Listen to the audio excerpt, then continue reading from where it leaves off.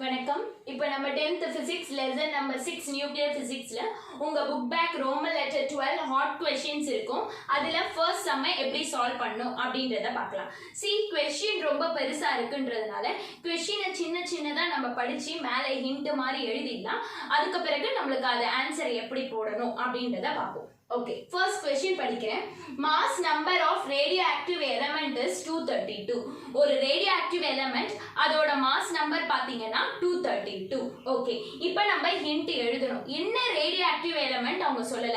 Uranium சொல்லிட்டாங்கன்னா அதோட symbol U, so U ன்னு எழுதிக்கலாம். But என்ன radioactive element அப்படின்றத அவங்க மென்ஷன் பண்ணல. So காமனா radioactive element அப்படின்னு கொடுத்திருக்காங்க. So நான் symbol என்னன்னு போடுறேன்னா X அப்படின்னு போட்டுக்கிறேன். ஓகேவா? சோ இது ஒரு ரேடியோஆக்டிவ் எலிமெண்ட். சோ காமனா அதோட சிம்பல் X அப்படினு போட்டுருக்கேன். சோ இந்த எலிமெண்டோட மாஸ் நம்பர் பாத்தீங்கன்னா 232.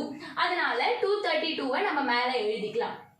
ஏன் மேல எழுதுறேன் அப்படினா மாஸ் நம்பர் எப்பவுமே நம்ம மேல தான் எழுதுவோம். and its atomic number is 90. so இந்த ரேடியோஆக்டிவ் எலிமெண்டோட அட்டாமிக் நம்பர் பாத்தீங்கன்னா 90. so அட்டாமிக் நம்பரை நம்ம என்ன பண்ணுவோம், கீழ தான் எழுதுவோம். அதனால இங்க 90 அப்படினு எழுதியாச்சு. ஓகேவா? ஓகே, சோ ஃபர்ஸ்ட் லைனை நம்ம படிச்சு ஒரு ஹிண்ட் மாதிரி எழுதி இங்க எழுதி வச்சிருக்கோம். இப்போ நெக்ஸ்ட் படிப்போம். when this element undergoes certain nuclear reaction, அதாவது இந்த எலிமெண்ட் நியூக்ளியர் ரியாக்ஷன் அண்டர்கோ பண்ணுது. it transforms into an isotope of lead. அதாவது இது நியூக்ளியர் ரியாக்ஷன் வந்து அண்டர்கோ பண்ணுதுன்றதுனால நான் இங்க ஏரோ மார்க் போடுறேன். இந்த ஏரோ மார்க் என்ன சொல்லுதுன்னா ஒரு நியூக்ளியர் ரியாக்ஷன் இந்த எலிமெண்ட் அண்டர்கோ பண்ணிருக்கு. பண்ணிட்ட பிறகு எப்படி டிரான்ஸ்ஃபார்ம்னா சேஞ்ச் ஆயிருக்கு. எப்படி மாறி இருக்குன்னா இந்த element isotope of lead. So லெட்டோட ஐசோடோப்பா மாறி இருக்கு. ஓகே, இப்போ என்ன எலிமெண்ட்னு சொல்லிட்டாங்க, லெட் அப்படின்னு சொல்லிட்டாங்க. லெட்டோட சிம்பிளை நம்ம எப்படி ஸ்பெசிஃபை பண்ணுவோம், Pb அப்படின்னு சொல்லி லெட்டோட சிம்பிளை ஸ்பெசிஃபை பண்ணுவோம். சோ லெட் அப்படின்ற வார்த்தைக்கு பதில் நம்ம Pb அப்படின்றத போட்டுக்கலாம். சோ இது என்ன மாறி இருக்கு, Pb லெட்டா மாறி இருக்கு. ஓகேவா? Okay, with a mass number 208. அதாவது இந்த ஐசோடோப் ஆஃப் லெட் அதோட மாஸ் நம்பர் 208 ஆ மாறி இருக்கு. சோ இப்போ இதோட மாஸ் நம்பர் 208. சோ மாஸ் நம்பர்னாலே நான் மேல போட்டுறேன். and an atomic number 82. So அதே லெட்டோட அட்டாமிக் நம்பர் பாத்தீங்கன்னா 82 அப்படின்னு மாறி இருக்கு. ஓகேவா? சோ இதுவரையா புரிஞ்சிருக்கா? இந்த எலிமெண்ட் இப்படி டிரான்ஸ்ஃபார்ம் ஆயிருக்கு. நெக்ஸ்ட் क्वेश्चन பாப்போம். determine the number of alpha and beta decay. அதாவது இந்த எலிமெண்ட் ஐசோடோப் ஆஃப் லெட் கூட கொஞ்சம் ஆல்பா பார்ட்டிகல் அண்ட் பீட்டா பார்ட்டிகலும் வெளியே வந்திருக்கு. அது எவ்வளவு வந்திருக்குன்றத கண்டுபிடிக்க சொல்றாங்க. சோ ஃபர்ஸ்ட் வெளியே வந்திருக்கிறத எழுதிடுவோம். சோ இது கூட என்ன வந்திருக்கு அப்படின்னு பாத்தீங்கன்னா கொஞ்சம் ஆல்பா பார்ட்டிகல் வந்திருக்கு. சோ கொஞ்சம் ஆல்பா பார்ட்டிகல் பிளஸ் கொஞ்சம் பீட்டா பார்ட்டிகல் வெளியே வந்திருக்கு. ஓகேவா? சோ இப்போ நம்ம क्वेश्चन என்னன்னா எவ்வளவு ஆல்பா பார்ட்டிகல் எவ்வளவு பீட்டா பார்ட்டிகல் வந்திருக்கு, ஒரு ஆல்பா பார்ட்டிகல் வந்திருக்கா, ரெண்டு ஆல்பா பார்ட்டிகல் வந்திருக்கா, இல்ல ரெண்டு பீட்டா பார்ட்டிகல் வந்திருக்கா அப்படின்றத கண்டுபிடிங்க வெளியே வந்த உடனே. ஓகேவா? சோ क्वेश्चन முடிஞ்சாச்சு. சோ இந்த क्वेश्चனை நம்ம என்ன பண்ணிருக்கோம் அப்படின்னு பாத்தீங்கன்னா ஹிண்ட் மாதிரி எழுதி இருக்கோம். ஒரு எலிமெண்ட் ரேடியோஆக்டிவ் எலிமெண்ட் அது வந்து நியூக்ளியர் ரியாக்ஷன் அண்டர்கோ ஆயிட்ட பிறகு லெட்டோட ஐசோடோப்பா மாறி கொஞ்சம் ஆல்பா பார்ட்டிகல் கொஞ்சம் பீட்டா பார்ட்டிகல் கொடுத்திருக்கு. எவ்வளவு நம்பர் ஆஃப் ஆல்பா பார்ட்டிகல் எவ்வளவு நம்பர் ஆஃப் பீட்டா பார்ட்டிகல் வெளியே கொடுத்திருக்கோம் அப்படின்றது தான் கேள்வி. ஓகே, இப்போ இதெல்லாம் நம்ம ஒரு எலிமெண்ட் சிம்பிளோட போடும்போது ஆல்பா பார்ட்டிகல் பீட்டா பார்ட்டிகல் மட்டும் வார்த்தையில எழுதக்கூடாது. சோ அதையும் நம்ம சிம்பிள்ல போடணும். ஆல்பா பார்ட்டிகல்னா என்ன, பீட்டா பார்ட்டிகல் என்னன்றத படிச்சிருப்போம். ஆல்பா பார்ட்டிகல்னா ரெண்டு புரோட்டான் ரெண்டு நியூட்ரான் இருந்ததுன்னா அது நம்ம ஆல்பா பார்ட்டிகல் அப்படின்னு சொல்லுவோம். சோ நம்மளோட எலிமெண்ட் ஈலியம் எலிமெண்ட் மட்டும்தான் ரெண்டு புரோட்டான் ரெண்டு நியூட்ரான் வச்சிருக்கு. அதனால ஆல்பா பார்ட்டிகல் எங்கெங்கெல்லாம் வருதோ நான் 2He4 அப்படின்ற ஒரு சிம்பிளை இங்க போடுவேன். சோ ஆல்பா பார்ட்டிகல் அப்படினாலே 2He4. ஏனா இந்த எலிமெண்ட் மட்டும் தான் ரெண்டு புரோட்டான் ரெண்டு நியூட்ரான் இருக்கு. அதனால ஆல்பா பார்ட்டிகல் வர இடத்துல எல்லாம் இந்த 2He4 போடுவேன். ஓகேவா? சரி, அப்ப இங்க ஆல்பா பார்ட்டிகல் இருக்கு. சோ இந்த இடத்துல நம்ம என்ன போடணும், 2He4 4 அப்படின்னு போட்டாச்சு. ஓகே, இப்போ ஆல்பா பார்ட்டிகல்லையும் நான் என்ன பண்ணிட்டேன், சிம்பிள்ல நோட்டிஃபை பண்ணிட்டேன். நெக்ஸ்ட் பீட்டா பார்ட்டிகல் வார்த்தையில இருக்கு, அதை சிம்பிள்ல எப்படி பண்ணுவோம்? பீட்டா பார்ட்டிகல்னா என்னன்றதை படிச்சிருப்போம். பீட்டா பார்ட்டிகல் அப்படின்றது ஒரு எலக்ட்ரான்ஸ். ஸோ எலக்ட்ரான்ஸை நம்ம பீட்டா பார்ட்டிகல் அப்படின்னு சொல்லுவோம். ஸோ எலக்ட்ரானோட சிம்பிள் எப்படி போடுவோம்? E.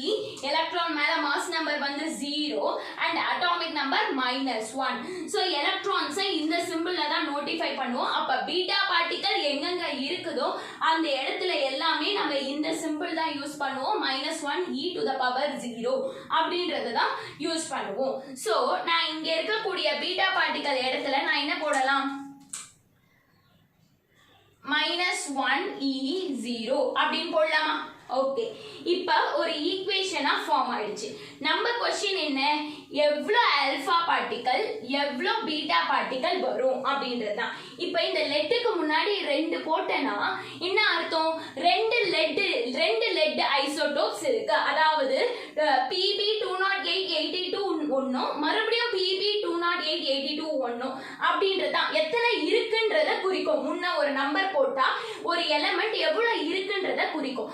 இப்போ எனக்கு ஆல்பா அண்ட் பீட்டா பார்ட்டிகல் எவ்வளவு வேணும்ன்றது தேவை. கரெக்டா? அதாவது இதுக்கு முன்னாடி எவ்வளவு இருக்குன்ற நம்பர் நம்மளுக்கு தேவை. சோ அந்த நம்பர் தான் நம்ம கண்டுபிடிக்க போறோம். சரி, ஒரு இதுக்கு நம்ம கண்டுபிடிக்கணும்னா ஏதாவது ஒண்ணு போடணும். அதனால A B அப்படின்னு சப்ஸ்டிட்யூட் பண்றேன். ஓகேவா? சோ அந்த இடம் வந்து நம்ம காலியா விடக்கூடாது. அதை கண்டுபிடிக்கிறதுக்காக நான் அந்த இடத்துல A B அப்படின்னு சப்ஸ்டிட்யூட் பண்றேன். இப்போ நம்ம ஆன்சர் A ஓட வேல்யூ என்ன, B ஓட வேல்யூ என்னன்னு கண்டுபிடிச்சிட்ட பிறகு இந்த இடத்துல நம்ம நம்பர் போட்டுக்கலாம். ஓகேவா? ஓகே, இப்போ என்ன நம்ம கண்டுபிடிக்கணும்? A வேல்யூ என்ன, B வேல்யூ என்ன அப்படின்றத நம்ம கண்டுபிடிக்கணும். ஸோ மொத்தமா 2 வேல்யூ நம்ம கண்டுபிடிக்க போறோம். கண்டுபிடிக்கணும் அப்படின்னாலே நியூமரிக்கல்ஸ் வரணும். ஓகேவா?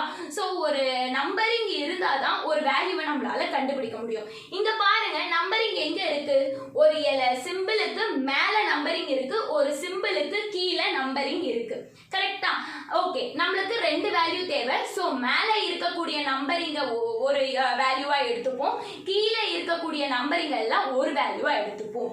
ஓகே, இப்போ மேல நம்பரிங்க நம்ம என்னன்னு சொல்லுவோம்? மாஸ் நம்பர் சொல்லுவோம். கீழே நம்பரிங்க நம்ம என்னன்னு சொல்லுவோம்? அட்டாமிக் நம்பர் சொல்லுவோம். சோ இந்த மாஸ் நம்பர் அண்ட் அட்டாமிக் நம்பரை வச்சு A வேல்யூ என்ன, B வேல்யூ என்னன்றதை கண்டுபிடிச்சிடலாம். ஓகே, சோ ஃபர்ஸ்ட் நம்ம மாஸ் நம்பரை எடுத்துக்கலாம்.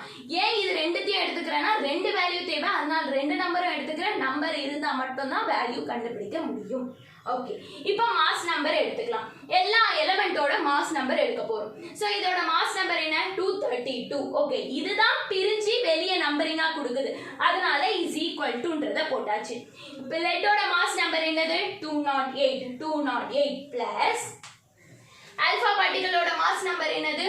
4 இன்டு எவ்வளவு நம்பர்ன்றது எனக்கு தெரியாது, அதனால 4 இன்டு A 4A. ஓகேவா? சோ இங்க இருக்கிறது வந்து காமனானது. ஒரு பார்ட்டிகளுக்கு முன்னாடி இருக்கக்கூடிய நம்பர் வந்து காமனானது.